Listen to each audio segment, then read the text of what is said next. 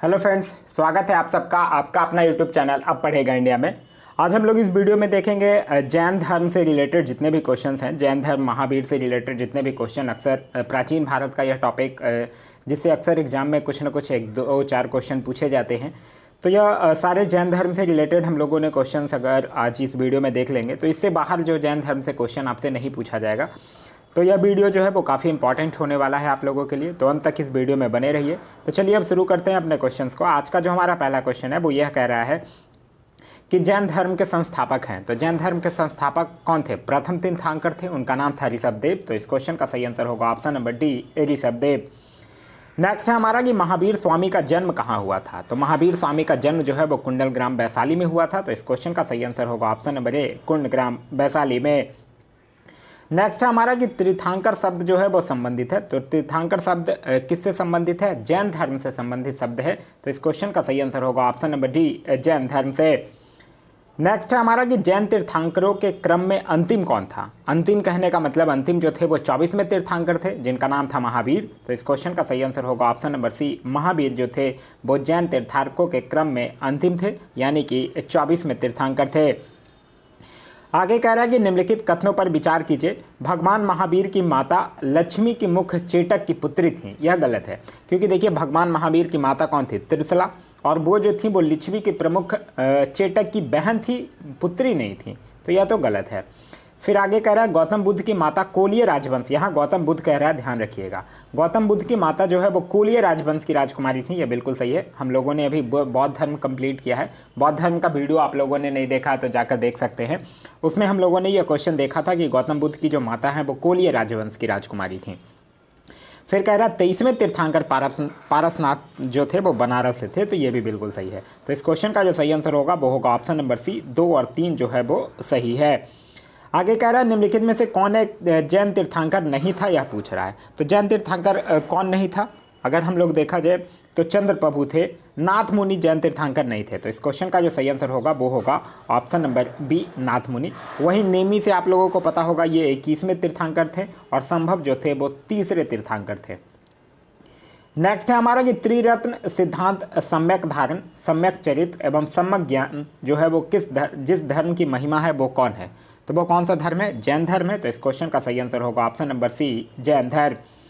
Next है हमारा कि जैन धर्म में पूर्ण ज्ञान के लिए कौन सा शब्द उपयोग होता है? तो कैबलब होता है। हम लोगों ने कभी कभी आप लोग क्वेश्चन पढ़े होंगे कि कैबलब की प्राप्ति हुई, यानी कि पूर्ण ज्ञान की प्राप्ति हुई। नेक्स्ट है हमारा कि महावीर के प्रथम अनुयायी कौन था? तो महावीर का प्रथम अनुयायी उनका दामाद था, जमाली था जिसका नाम। तो इस क्वेश्चन का सही आंसर होगा ऑप्शन नंबर ए, जमाली। नेक्स्ट है हमारा कि निम्नलिखित में से कौन सबसे पूर्वकालिक जैन ग्रंथ कहलाता था? तो सबसे पूर्वकालिक जैन ग्रंथ कौन कहलाता है? 14 पूर्व कहलाता है। तो इस क्वेश्चन का सही आंसर होगा ऑप्शन नंबर सी, 14 पूर्व। नेक्स्ट है हमारा निम्नलिखित में से कौन सा आरंभिक जैन साहित्य का भाग नहीं है? तो आरंभिक जैन साहित्य का भाग कौन नहीं है? थेरी गाथा जो है वो आरंभिक जैन साहित्य का भाग नहीं है। नेक्स्ट है हमारा कि प्रारंभिक जैन साहित्य निम्नलिखित में से किस भाषा में लिखे गए? तो प्रारंभिक जैन साहित्य जो है वो अर्धमगही भाषा में लिखे गए। तो इस क्वेश्चन का सही आंसर होगा ऑप्शन नंबर ए, अर्धमागही। नेक्स्ट है हमारा कि किस जैन सभा में अंतिम रूप से श्वेतांबर जो है वो आगम का संपादन हुआ? तो ये कहाँ? पाटलिपुत्र में। आप लोगों ने पढ़ा होगा 2 जैन संगतियाँ हुई थी। प्रथम जैन संगति पाटलिपुत्र में और दूसरा जो है वो बल्लभी, गुजरात में। नेक्स्ट हमारा कि जैन संप्रदाय में प्रथम विभाजन के समय श्वेतांबर संप्रदाय के संस्थापक कौन थे? तो प्रथम संगति कहाँ? पाटलिपुत्रा में, स्थूलभद्र की अध्यक्षता में। तो इस क्वेश्चन का जो सही आंसर होगा वो होगा ऑप्शन नंबर ए, स्थूलभद्र। नेक्स्ट है हमारा कि अनुव्रत सिद्धांत का प्रतिपादन किया था।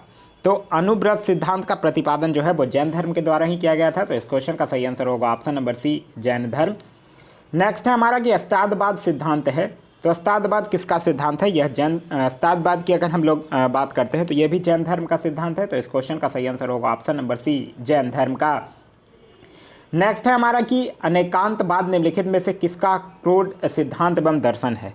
तो अनेकांतवाद जो है वो निम्नलिखित में से जैन मत का कोड सिद्धांत और दर्शन है। तो इस क्वेश्चन का सही आंसर होगा ऑप्शन नंबर बी, जैन मत का। नेक्स्ट है हमारा कि यापनीय किसका एक संप्रदाय था? तो यापनीय की अगर बात करते हैं तो यह जो है वो जैन धर्म का ही एक संप्रदाय था। तो इस क्वेश्चन का सही आंसर होगा ऑप्शन नंबर बी, जैन धर्म। नेक्स्ट है हमारा कि बराबर की गुफाओं का उपयोग जो है वो किसने आश्रय गृह के रूप में किया था? तो बराबर की गुफाओं का उपयोग जो है वो आजीविकों के द्वारा आश्रय गृह के रूप में किया गया था। तो इस क्वेश्चन का सही आंसर होगा ऑप्शन नंबर ए, आजीविकों के द्वारा। नेक्स्ट है हमारा आजीवक संप्रदाय के संस्थापक कौन थे। तो आजीवक संप्रदाय के संस्थापक कौन थे? मखली गोसाल। तो इस क्वेश्चन का सही आंसर होगा ऑप्शन नंबर सी। नेक्स्ट है हमारा कि निम्नलिखित में से किसने प्रतिपादित किया कि भाग ही सब कुछ निर्धारित करता है, मनुष्य जो है वो असमर्थ होता है। तो यह किसने किया था? आजीविकों ने किया था। तो इस क्वेश्चन का सही आंसर होगा ऑप्शन नंबर सी, आजीविकों ने। नेक्स्ट कह रहा संप्रदाय जो नियति की अटलता में विश्वास करता है। तो संप्रदाय जो नियति की अटलता में विश्वास करता है वो आजीवक संप्रदाय ही है। तो इस क्वेश्चन का सही आंसर होगा ऑप्शन नंबर बी, आजीवक। नेक्स्ट है हमारा कि निम्नलिखित में से कौन सा स्थल जो है वो पार्श्वनाथ से संबंध होने के कारण जैन सिद्ध क्षेत्र माना जाता है। तो यह कौन सा है? संवेद शिखर। तो इस क्वेश्चन का सही आंसर होगा ऑप्शन नंबर सी, संवेद शिखर। वहीं पार्श्वनाथ से आप लोगों को पता होगा ये कौन थे? ये 23 में तीर्थंकर थे। नेक्स्ट है हमारा कि जैन धर्म का आधारभूत बिंदु है।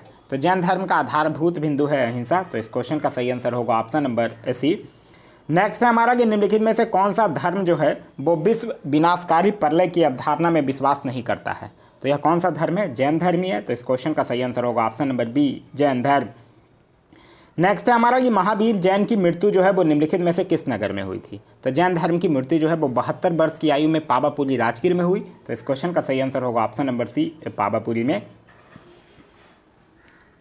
नेक्स्ट हमारा कि जैन दर्शन के अनुसार सृष्टि की रचना एवं पालन पोषण। तो जैन दर्शन के अनुसार सृष्टि की रचना एवं पालन पोषण जो है वो सार्वभौमिक विधान से हुआ है। तो इस क्वेश्चन का सही आंसर होगा ऑप्शन नंबर ए, सार्वभौमिक विधान से हुआ है। नेक्स्ट है हमारा कि निम्नलिखित में से कौन सा कथन जो है वो जैन सिद्धांत के अनुरूप है, यह पूछ रहा है।